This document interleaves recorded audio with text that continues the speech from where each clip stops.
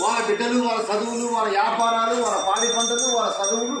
వాళ్ళ మనమలు మనవరాలు శుభం కలిగి ఆనందం కలిగి శ్రీరామచంద్రుడి దీవెన కలిగి సీతమ్మ తల్లి ఆశీర్వాదం కలిగి ఒక్కింటి పొట్టు ఇల్లు కలిగి రామలక్ష్మణుడి మనవళ్ళు కలిగి లక్ష్మీదేవుడి మనవరాలు కలిగి మా అమ్మగారిని ఒక 50 రూపాయలు వచ్చి కృషి చూపి అదేనా ఇంకొకసారి అంత పోయి వాళ్ళ గుమ్మలో కుడికాలంట పెట్టురా రాముడు పోవాలా చల్లని బాధం పెట్టి చల్లగా దీవించాలరా సంతోషంగా సగల వేడిగా